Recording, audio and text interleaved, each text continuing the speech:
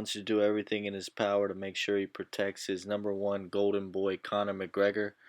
He is the UFC's #1 pay-per-view seller. The last thing he wants is to jeopardize his reputation with a defeat. At this time, Conor McGregor is ranked #4 in the world at the 155-pound division.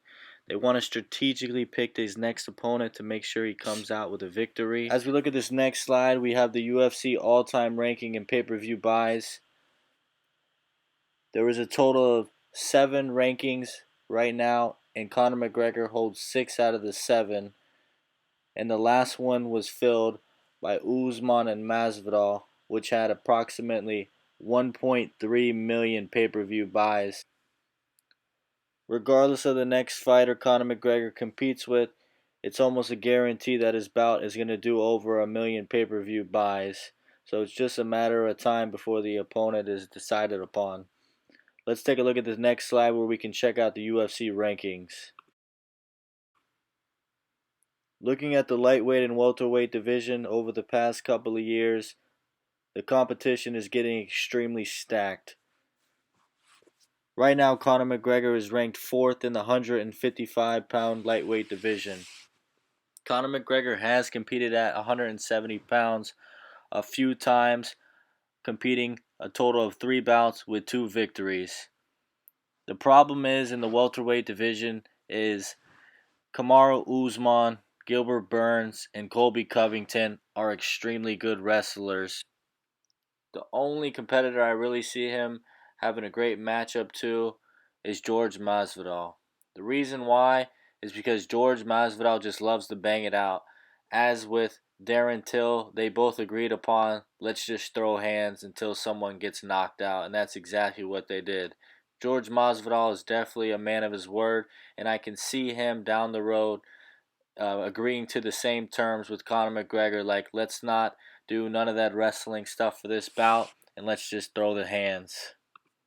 As far for the lightweight division, Conor McGregor has made callouts to Justin Gaethje, Dustin Poirier, and Tony Ferguson on Twitter.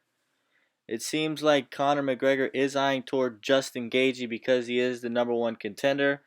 The problem is Khabib has had his father's loss and is delaying the fight so that he can recover mentally, but Justin Gaethje seems to be wanting to wait for a chance at the championship rather than a big payday from Conor McGregor.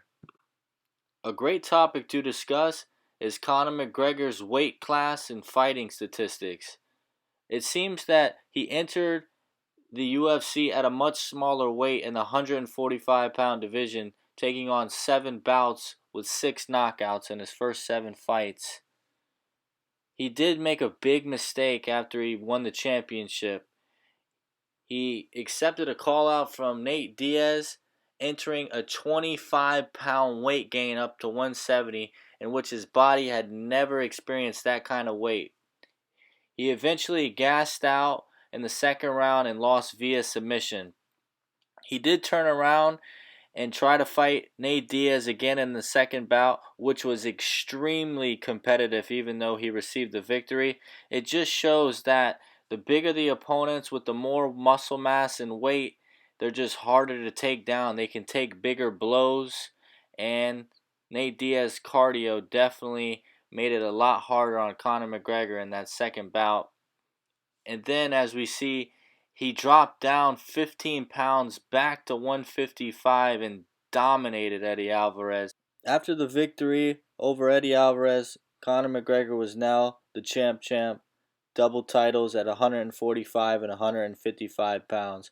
He could literally do whatever he wanted, and that's exactly what he did, walking away from UFC for 2 years, taking on Floyd Mayweather. Conor McGregor got ahead of himself after returning to the UFC, taking on the champ Khabib Nurmagomedov, suffering a defeat via submission, which he once again has a struggle for wrestlers. See, I just don't see him competing with Kamaru Usman down the road. He is just too much of a beast for Conor McGregor and way too big of an opponent. You have to understand, Conor is a regular 155-pound fighter naturally. Kamaru Usman sits at about 195 pounds on his off-season weight before he does a cut. He has to fight viciously to get down to that 170-pound weight, while on the other hand, Conor McGregor has to profusely eat to get up to that 170-pound range where his body is just struggling to hold on. The weight difference on a rehydration process after Kamaru Usman does the weigh-in, he's going to shoot right back up to 185 pounds in under 24 hours. The domination would just occur at any time if Kamaru Usman decided to take Conor McGregor to the ground. That's why you saw a couple of weeks ago Kamaru Usman did offer Conor a title bout on Twitter. Some people thought it was a joke, but it actually was legitimate. You could see that his manager Ali also retweeted the same offering, saying, hey, we'll agree to not even take you down the first 3 rounds. Conor McGregor did not do any explanation or call outs back on Twitter.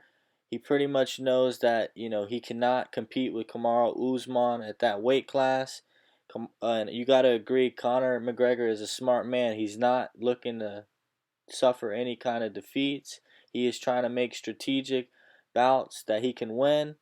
And this next fight is pretty much guaranteeing him a shot at the 155-pound title against whoever the current champion will be, Khabib or Justin Gaethje. You got to realize when Conor McGregor entered the UFC, he was fighting at 145 pounds, in which his body did not like that. You can see he is literally fighting and starving himself to compete at that weight class. As soon as he does a rehydration process the day after the weigh-in, he's shooting up to 155 pounds plus when he fights these tinier 145-pound competitors. That's why he was so dominant at 145 pounds. His body is naturally 160 pounds, 155 to 160 pounds. So that's just why I see him pretty much ending his career at the 155-pound division. I just don't see him ever winning a title at 170.